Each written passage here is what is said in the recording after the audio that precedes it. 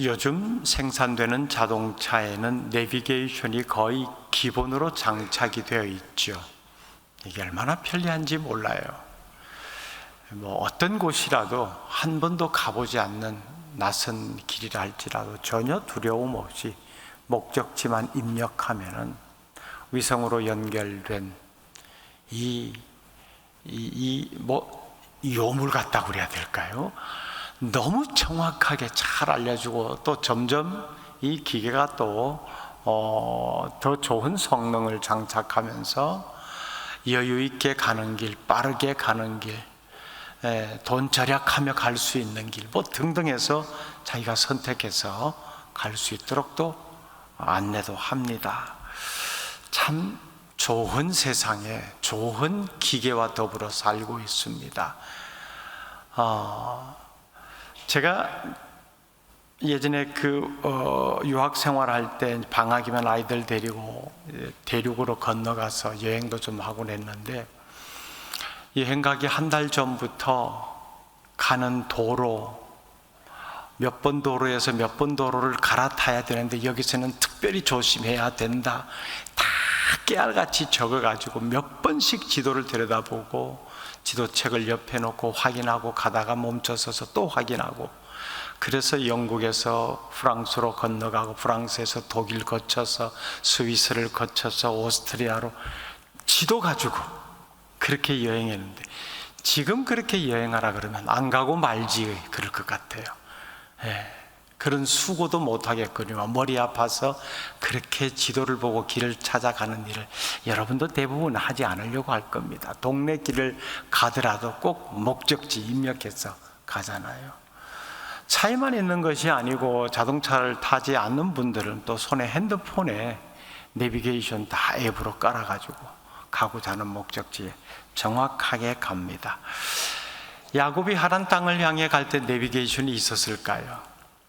그 먼 거리를 어떻게 갔을까? 참 신기합니다. 이쪽으로 가면은, 계속 가면은 하란이라고 하는 것이 나와 하는 어머니의 그 말만 듣고 갔겠지요. 이전에 하란 땅에 가본 적이 없으니까요. 야곱이 하란 땅을 향해 가다가 광야에서 하룻밤을 지내면서 하나님과 만나는 체험을 했고요. 드디어 계속 그 여정을 이어가다가 하란 땅에 도착합니다. 성경은 그 땅을 동방 사람의 땅이라고 표현합니다. 1절, 야곱이 길을 떠나 동방 사람의 땅에 이르러. 동방 사람의 땅, 역사적 그 시각에서 우리가 익숙한 용어로는 메소포타미아 지역입니다. 이 지역은 하란이라고 하는 도시를 포함해서 여러 다른 많은 도시들도 있는 굉장히 넓은 지역을 말하고 있습니다. 이 메소포타미아 지역, 동방의 땅에 있는 하란은 야곱의 할아버지 아브라함이 하나님의 부르심을 받기 전에 살았던 곳이지요. 그리고 야곱의 어머니 리브가가 살았던 곳이기도 합니다. 지금 현재는 그곳에 외삼촌 라반이라는 사람이 살고 있습니다. 최종 목적지는 이곳이죠. 라반의 집입니다. 동방 사람의 땅에까지 오긴 했는데, 즉 하란이라고 하는 지역까지 오긴 했는데, 여기서 외삼촌 하란의 집을 또 어떻게 찾아요? 내비게이션은 당연히 없고 이정표도 제대로 되어 있지 않았을 텐데요. 막막합니다. 그러다가 우물 하나를 발견하고 그 우물 곁으로 야곱이 다가갑니다. 가서 보니 마침 거기에 양떼를 몰고 온 목자들이 있었고요. 야곱이 목자들에게 어디서 왔냐라고 하니까 하란에서 왔다고 합니다. 하란? 눈이 번쩍 뜨였겠죠. 혹시 그러면 그 지역에 살고 있는 라반이라고 하는 사람을 알고 있느냐 하니까 잘 알지요. 그 사람이 잘 지내느냐가 물으니까 아주 잘 지내고 있습니다. 여기까지 말합니다. 그러고 보니 라반을 정말 잘 알고 있는 것으로 여겨졌습니다. 가까운 사람이겠구나. 그런데 이 목자들이 그 다음 말을 덧붙입니다. 지금 그 라반의 딸 라헬이 양떼를 몰고 이곳으로 오고 있습니다. 그러면 됐죠. 다 된 것 아닙니까? 이 사람 만나면 이제 외삼촌 집으로 가는 것은 아주 안전하게 갈 수 있다라고 여긴 겁니다. 여러분 보세요. 우물이 하나 있어서 그 곁에 다가갔는데 목자들이 있었고, 그 목자들이 하란에서 온 사람들이고 하란 땅에 있는 라반을 알고 있고, 더군다나 라반의 딸이 지금 여기 오고 있다는 것까지도 알고 있습니다. 이게 무슨 의미일까요? 하나님은요, 놀랍게도 야곱을 이렇게 지금 인도하고 계신다는 것을 말하고 있습니다. 정확하게 그 광야길, 막연하게 이 방향으로 가면 그곳이 나올 것이다 라고만 생각하고 왔는데, 와서 보니까 정확하게 와져 있더라는 겁니다. 누가 인도하셨겠어요? 하나님이 인도하신 겁니다. 이 장면들을 보면서요, 장면과 장면, 즉 야곱과 목자들이 나누는 대화, 질문과 대답 사이사이에 꼭 들어가야 될 단어 하나가 있을 것 같아요. 바로 마침이라고 하는 단어입니다. 야곱이 긴 여정 끝에 동방 사람의 땅에 도착했는데 자기도 목이 말랐거니와 도대체 여기가 제대로 온 것이 맞나라고 하는 찰나에 마침 거기 우물 하나가 눈에 들어온 거지요. 그리고 가서 보니까 마침 거기 말을 건넬 사람들이 있었던 겁니다. 어디서 왔냐라고 물으니까 그 사람들의 대답이 또 기가 막혔잖아요. 자기가 머릿속에 담고 있는 그 지역, 마침 하란에서 왔다는 거예요. 그런데 더 나갑니다. 마침 라반도 알고 있다는 겁니다. 그렇게 야곱과 우물 곁에 있는 목자들이 이야기를 나누고 있을 때에 마침 라반의 딸 라헬이 양떼를 몰고 옵니다. 야곱이 광야에서 돌을 베개 삼아 잠을 청하고 꿈에 하늘과 땅이 맞닿은 그 사닥다리를 보고 하나님께서 주신 약속의 말씀도 듣잖아요. 내가 너와 함께 하겠다. 어디를 가든지 같이 있겠다. 이거예요. 내가 너와 함께 하겠다라고 약속하셨잖아요. 그 약속이 지금 이 장면에서 나타나고 있지 않습니까? 막연하게 여길 것이다라고 왔는데 이게 막연한 것이 아니라 정확하게 하나씩 톱니바퀴 물리듯이 꽉꽉 물려가고 있단 말이에요. 이게 마침이 우연일까요? 마침 하란에서 온 사람, 마침 라반을 알고 있는 사람, 마침 라헬이 나타난 것, 우연입니까? 아니지요. 하나님의 섭리입니다.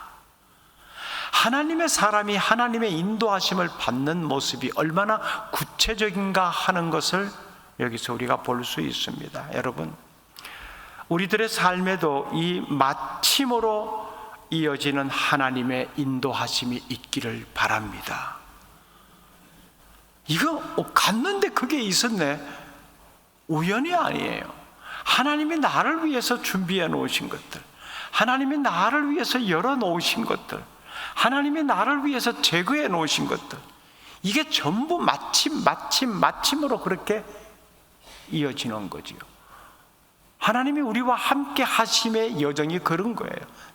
순간순간 그렇게 이어지는 삶이 될 수 있기를 바랍니다. 드디어 야곱은 라반의 딸 라헬을 그렇게 해서 만나게 됩니다. 그리고 라헬의 인도를 따라서 그 라반의 집으로 가서 그간에 있었던 가족 이야기를 들려줍니다. 라반 입장에서는 자기의 여동생 리브가가 아브라함 가문의 시집을 간 이후로 도통 소식을 들을 수 없었잖아요. 굉장히 궁금했습니다. 혹여 또 시달리는 시집살이는 하고 있지 않는지, 그냥 낯선 곳으로 갔는데 제대로 살기는 하고 있는 것인지, 자식은 또 얼마나 어떻게 낳고 사는 건지 전혀 알 수가 없었는데 그 집에서 온 사람이란 말이에요. 그러니까 야곱은 쭉 이야기를 하는데 한번 좀 이렇게 말씀을 준비하면서 머릿속에 그려봤어요. 야곱이 왜 삼촌과 그의 식구들에게 자기의 이야기를 할 때 있는 그대로 다 이야기했을까? 제가요 어머니하고 공모해서 아버지와 형을 속였거든요. 그래서 오다가 이런 일이 있었거든요 하고 다 그렇게 말을 했을까? 뺄 걸 빼고 자기에게 유익한 것만, 나 지금 힘들거든요 외삼촌 좀 도와주셔야 돼요. 저 그렇게 경계하는 눈으로 보지 않아도 돼요. 아무튼 제가 조금 좀 곤란한 지경에 있어요. 뭐 차차차차 말씀드릴게요. 너무 깊이 알면요 안 돼요. 이 정도 대충 했을 수도 있겠다 싶어요. 왜냐하면은 네가 그렇게 하고 여기 와서 나쁜 자식, 그러고 내가 너를 보호해 주길 바래 하고 돌려보낼 수도 있잖아요.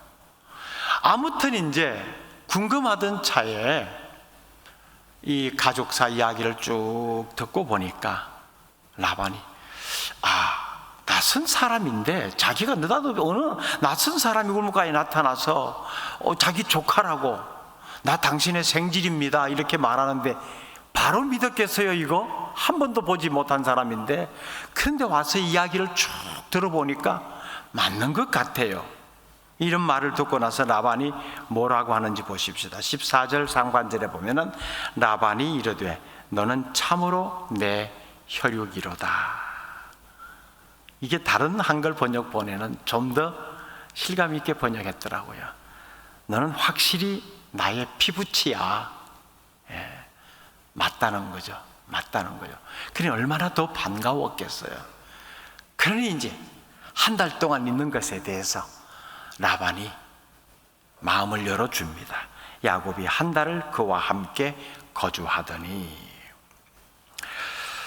처음 보는 사람이 조카 행세를 했을 때는 반신반의했겠지만은 그렇게 이야기를 듣다 보니까 확실하다 생각을 가지게 된 거죠. 여러분, 진실을 말하는 것은요 그 내용을 수십 번 반복해도 내용이 똑같아요. 덧붙일 게 없잖아요. 내가 하는 말, 내가 경험한 것 그대로 얘기하니까 이건 뭐 아무리 엇박질러도 고문을 당해도 그 진실은 그 말이에요. 반복되는 말이에요. 근데 거짓말은 하면 할수록 앞뒤가 자꾸 조금씩 뒤틀려요. 안 했던 말이 나오고 했던 말 빼버리고. 그러니까 정말 우리는 말을 할 때 어떤 상황에 대해서 수십 번 누구와 이야기를 나누더라도 똑같은 내용의 말이어야 돼요. 처음에는 굉장히 그것이 진실인 것처럼 얘기하다가 자꾸 얘기하다 보니까 꼬리를 점점 희미하게 만들어버리는 것, 이게 거짓이 들어있다는 거지요. 사실은요 누구 앞에서 얘기해도 어떤 상황에서 얘기해도 변함이 없는 내용들입니다. 우리가 하나님을 믿는 사람으로서 늘 정직한 생각에서 나오는 정직한 말을 하며 살아야 합니다. 자, 베델이 야곱에서 살면서 이제 아버지로부터 어머니로부터 신앙 교육을 많이 받았겠죠. 그러면 야곱은 베델이 신앙의 첫 출발지가 될 수 있습니다. 그런데 그 지역을 떠나서 지금 하란에 온 겁니다. 하란에서 꽤 긴 시간을 머물게 됩니다. 앞으로 그 하란에서 머물면서 야곱이 겪는 상황들을 살펴보게 될 텐데요. 하란은 야곱에게 있어서 진짜 하나님의 사람이 되어가는 훈련의 장입니다. 야곱은 사실은 살고 있는 그 땅, 베델이 있는 그 가나안 땅이 하나님이 주신 약속의 땅 아닙니까? 축복의 땅이랬는데 그 땅에서 살기에는 너무나 많은 문제점을 안고 있는 사람이었습니다. 속이는데 능수능란하고요, 남의 것을 자기 것으로 만드는데 아주 탁월한 소질을 가지고 있습니다. 이런 삶으로서는 그 땅에서 하나님의 유업을 이어받고 하나님의 일을 할 수가 없는 거예요. 그럼에도 불구하고 하나님은 은혜로 야곱을 선택했습니다. 에서가 아닌 야곱에게 하나님의 유업이 이어지도록 허락하셨어요. 그러긴 했는데 그 유업을 제대로 수행하는 것은 별개의 문제죠. 올바르게 감당할 수 있도록 하나님은 야곱을 베델에서 하란으로 가게 하신 겁니다. 거기서 제대로 훈련받아서 제대로 하나님의 유업을 이어받는 삶을 살도록 하기 위함이지요. 그래서 하란으로 오는 도중에 베델에서 하나님을 만났죠. 그 만남 속에서 하나님은 야곱에게 약속해 주셨습니다. 어디로 가든지 함께 해 주겠다고 말입니다. 그러면은 이미 야곱에게는 하나님의 이 보장된 약속이 있어요. 어디를 가든지 함께 해 주겠다. 하란의 생활에서 굉장히 또 잔머리 굴리는 모습들도 우리가 이미 잘 알고 있는데, 그리고 돈을 좀 모아가지고 다시 고향으로 돌아오는 과정 속에서도 계속해서 자신의 것을 스스로 지켜내려고 하는 이 전략들을 가지고 걸음을 옮기고 있는데, 그 모든 과정 속에서도 하나님은 함께 하셨음이 분명합니다.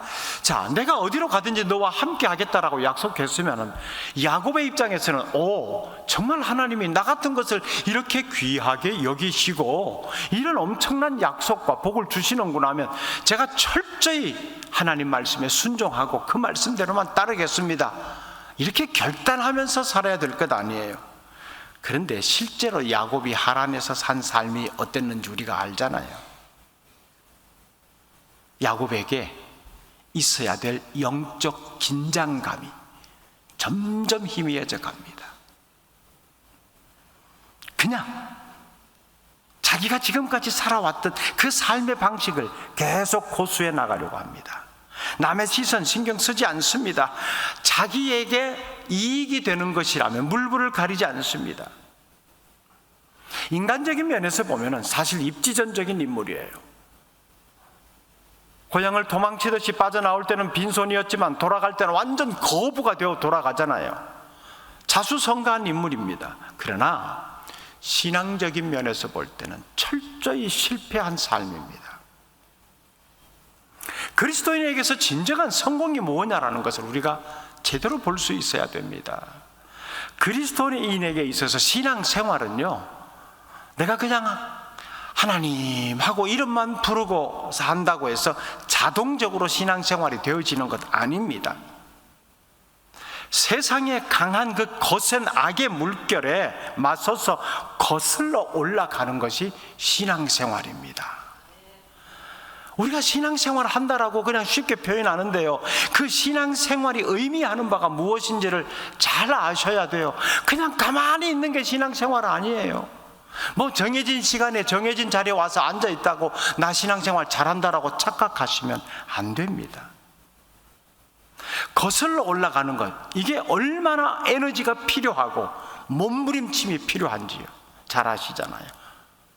물고기가 알을 낳기 위해서 상류로 거슬러 올라갈 때 바위에 자기 몸을 던져서 피가 흐르고 살점이 떨어져 나가고, 그래도 수십 번 수백 번 올라가기 위해서 계속 튀어오릅니다. 그래야 살 수 있다는 걸 알거든요. 그냥 가만히 있으면 휩쓸려 내려가 버립니다. 그건 죽음이에요. 신앙생활이 마찬가지입니다. 거슬러 올라가는 거 힘든 거예요. 그거 얼마나 귀찮은데 라고 세상에 풍파 흐르는 물결 속에 가만히 있으면은 그 물에 빠지든지 아니면 그 물결에 떠내려 가든지 그런 결과를 맞고 맙니다. 신앙생활은요, 가만히 있으면 현상 유지가 되는 것이 아닙니다. 밀려납니다. 떠내려갑니다. 현상 유지만이라도 하기 위해서라도 몸부림침이 필요합니다. 그 몸부림마저 없다면 현상 유지마저 안 돼요. 신앙의 현상 유지가 안 된다 그러면 퇴보죠. 퇴보는 어디로 밀려나는 겁니까? 내가 예수님을 알기 전 상태로 돌아가 버리는 거예요. 믿음의 조상으로 불리는 아브라함, 믿음의 은사가 특별해서 남달라서 저절로 하나님이 믿어줬던 사람이 아닙니다. 여러 차례 하나님께서 약속을 주셨지만 그 약속을 못내 믿지 못해가 자기 인간적으로 어떻게 해보려고 했던 사람이잖아요. 그래서 성경은 그 아브라함이 우리와 똑같은 사람이라고 표현하고 있습니다. 그런데도 그런데도 그 실패와 좌절, 그 쓰라림을 경험하면서도 어떻게 해서라도 하나님의 말씀을 한번 믿어보려고 몸부림친 건 있거든요. 그래서 그는 아무렇게나 산 사람이 아닙니다. 그렇다고 완벽한 삶을 살았다는 건 아니에요. 실패했습니다. 거짓말도 했고요. 자기 방법대로 한번 해보려고 하는 것도 있었고요. 그래도 기본적으로 나가는 삶의 방향이 하나님께 맞춰져 있었고 하나님을 향한 몸부림이 있었다는 겁니다. 이게 하나님 앞에서 갖는 영적 긴장감이에요. 이 긴장감을 가지고 사는 삶이 얼마나 힘든지 아세요? 쉬운 삶이 아닙니다. 그러나 아브라함은 그 삶을 계속 고수했습니다. 왜요? 그것이 생명의 길이란 걸 알았기 때문입니다. 우리가 몸부림치고 영적 긴장감을 늦추지 않는 것이 내가 살 길이고 우리 공동체가 사는 길이라고 생각하면요, 가만히 있을 수가 없어요. 힘들어도 몸부림을 치는 겁니다. 거슬러 올라가는 몸부림을 쳐야 되는 거예요.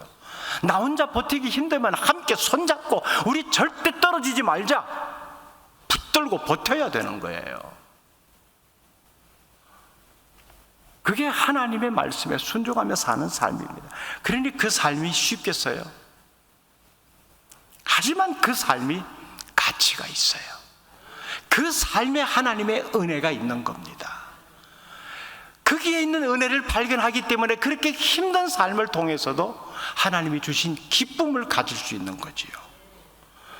저렇게 힘든데 왜 저렇게 웃음이 계속 나오는 걸까? 어떻게 저 상황에서 웃을 수 있을까? 있지요.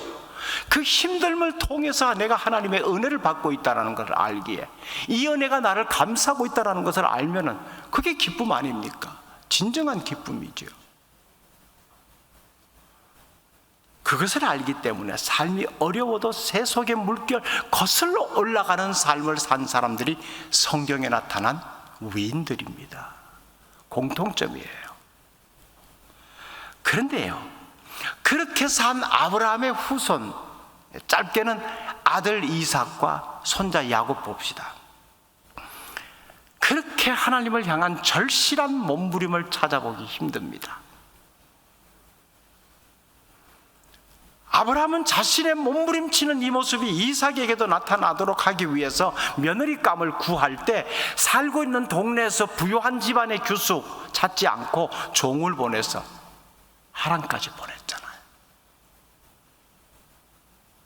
새 속에 물 안 들었다라고는 할 수 없지만 좀 덜 물든 사람, 그래도 깨끗한 사람을 찾아서 이 신앙을 담아내서 함께 가정을 이루며 살도록 했으면 좋겠다. 그런데 이삭이나 야곱의 믿음은 사도 바울의 말을 빌리면 자기를 쳐서 복종시키는 이 몸부림이 없었어요. 에서에게 이삭이 요구한 것이 무엇인지 우리가 살폈잖아요. 내가 좋아하는 거 너 알지? 그거 좀 나한테 요리 좀 해서 갖고 와라. 그러면 내가 너한테 마음껏 축복해 줄게. 내가 배부르고 포만감 느끼고 기분이 좋을 것이니까 이 기분으로 너한테 축복해 줄게. 이미 하나님은 태중에 있을, 이 두 아들이 태중에 있을 때에 형이 아니라 동생에게 하나님의 유업이 이어질 것이라고 말씀해 주셨는데도 불구하고 그걸 기억하고 그걸 삶의 기준으로 삼고 현실적으로 그 모습이 나타날 수 있도록 하기 위한 하나님 앞에서의 몸부림이 없었던 겁니다. 그건 꿈의 이야기고, 우리의 신앙생활이 많은 경우에 그럴 수 있어요. 그건 그냥 설교 시간에 듣는 이야기고 내 삶은 그렇게 해서는 못 살아. 설교 때는 그게 맞아. 근데 삶에서는 그게 아니야. 그러니까 수십 년 예배 자리를 통해서 설교를 들어도 설교는 설교일 뿐입니다. 설교를 들어도 깨달음이 없고 양심의 가책을 못 느끼는 이유는 여기서 끝나면 세상으로 나가면 다시 내 방법이 나온다는 걸 알기 때문에, 그건 여기서 듣고 고개 한번 끄덕이고 나가면 다시 내 방법으로 살아야 돼. 그래야 내가 살 수 있어. 이것이 계속 반복되는 겁니다. 세속의 물결을 거슬러 올라가려는 몸부림이 없다는 거예요. 그냥 있으면 돼. 그냥 있으면 돼. 아니, 흐르는 물에 내 몸을 맡기면 돼. 흐르는 물에 몸을 맡기면 떠내려가지요. 그 자리에 있는 것 아니에요. 그저 큰 무리 없이 편안하게 안정적인 삶을 살기를 바랬던 사람이 이삭이었고 야곱이었습니다. 그렇게 편안함과 안정감만 추구하며 살다 보니까 어떻게 되었습니까? 가족이 복잡해졌죠. 가족 간에 서로 속고 속이는, 음모하는 쟁탈전이 벌어지고, 죽이려고 쫓아오고 안 죽이려고 도망가고. 원인이 뭐예요? 하나님 앞에서 제대로 살려고 하는 몸부림이 없었기 때문에 그렇습니다. 여러분, 다시 한번 우리가 기억합시다. 신앙생활은요, 가만히 두면 잘 되는 게 아닙니다. 원래 있던 좋지 않은 대로 밀려나게 되는 거예요. 우리가 끊임없이 몸부림치면서 긴장감을 늦추지 않아야 될 이유가 바로 여기에 있습니다. 다시 예수님 모를 그 자리로 돌아가기를 원하십니까? 아니잖아요. 다시는 돌아가고 싶지 않다. 그러면 몸부림쳐야죠. 그 자리로 안 돌아가기 위해서요. 여러분 스스로의 지금의 신앙생활을 한번 돌아보세요.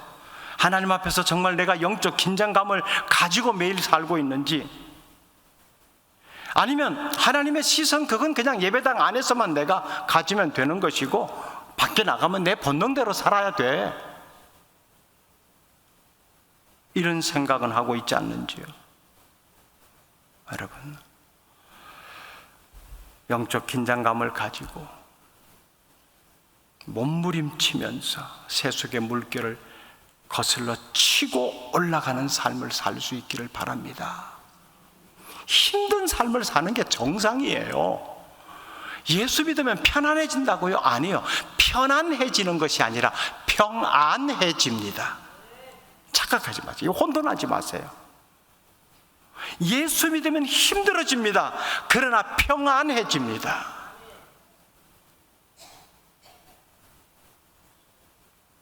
하나님의 시선과 상관없이 살면은 편안해질 수 있어요. 그러나 삶이 복잡해집니다. 선택은 내가 하는 거예요. 오늘 본문의 말씀은 자신의 거짓말로 인해서 돌이킬 수 없는 도망을 해야 했고요, 이 길로 가면 내가 살 수 있다라는 보장도 없는, 즉 희망 없이 불안에 떨며 살아야 했던 야곱에게 하나님께서 다시 회복의 은혜를 주십니다. 여전히 마침이라고 하는 하나님의 섭리의 손길을 보여주고 계십니다. 우리 인생도 이와 많이 다르지 않을 거예요. 내 실수로 인해서 도망자가 되어 여기저기 떠돌아다니며 살아야 되는 이 현실에 있는 분들도 계실 테고, 아니면은 이런 일들이 내 앞에 놓여 있었네, 몰랐는데 라고 굉장히 놀라면서 잘 될 것 같다 라고 하는 기대감을 가지고 있는 상황에 있을 수도 있어요. 그것이 무엇이 됐든 우리가 하나님을 아버지라고 진실되게 부르고 예수 그리스도가 나의 구세주이시라고 분명한 신앙 고백을 할진대, 야곱에게 주셨던 하나님의 약속은 우리에게도 주어져 있습니다. 내가 너와 함께 하리라. 그래서 함께하는 것이 마침이라고 하는 이 섭리의 모습들로 사건들이, 상황들이 이어질 것입니다. 그게 단순한 복으로만 이해하지 마세요. 그 한순간 한순간들이 다 나를 제대로 된 하나님의 사람으로 세우시려고 하는 하나님의 계획된 훈련의 과정이라는 걸 기억하십시오. 하나님의 계획하심과 인도하심을 우리가 속속들이 잘 알 수는 없지만은 또 어떤 방법으로 이루어 가실지 예측할 수 없는 것이 대부분이겠지만은 한 가지 분명한 사실은 우리 인생을 쥐고 계시는 분이 하나님이라는 사실입니다.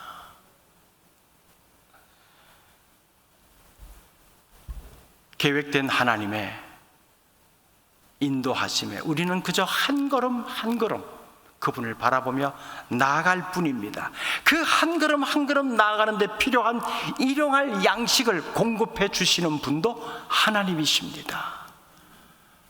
그 한 걸음이 광야로 깊이 들어간다 할지라도 걱정하지 마십시오. 거기에도 하나님께서 예비하신 일용할 양식이 있습니다. 그런 의미에서 날마다 하나님의 은혜를 구하며 사는 우리가 될 수 있기를 바랍니다. 그 은혜를 담아낼 수 있는 하나님을 향한 몸부림치는 삶이 되십시오. 기도하겠습니다. 하나님의 사람으로 살아간다라고 하지만은 정말 하나님을 향하여 우리의 삶이 매일매일 몸부림치는 이 모습이 있는지 되짚어보게 하시니 감사합니다. 그저 신앙생활이 우리의 육신을 편안하게 만들어 줄 것을 기대하고 정해진 시간 정해진 자리에 빠짐없이 참석하는 것으로 인하여 하나님의 은혜가 내게 매일 새롭게 부어질 것을 기대하는 하나님께서 정말 원하시는 그 신앙의 수준에 도달하지 못하면서도 스스로 만족해하는 삶이 내 삶이 아닌지를 돌아봅니다. 하나님, 우리를 부르셨을 때는 그냥 예수 믿고 천국 가면 됐다라고 하는 차원이 아니라 세상에 살면서 악에 대항하고 하나님의 선하심을 드러내고 하나님의 영광을 위한 삶을 살라고 불러주셨다는 것을 우리가 알고 또 우리의 입술로 그렇게 고백도 할진데 세상은 여전히 그런 삶을 살지 못하도록 많은 것들을 동원하여 우리를 어지럽게 하고 방해합니다. 이런 상황 속에서 하나님을 향한 진실된 믿음을 지키기 위한 몸부림이 있게 하옵소서. 세상을 거슬러 올라가는 때로는 상처나고 때로는 기진맥진한 상태에 빠진다 할지라도 기어이 몸부림을 멈추지 않는 삶을 통하여 하나님의 은혜를 입게 하시고 그 은혜로 기뻐하며 살게 하옵소서. 예수님 이름으로 기도드립니다. 아멘.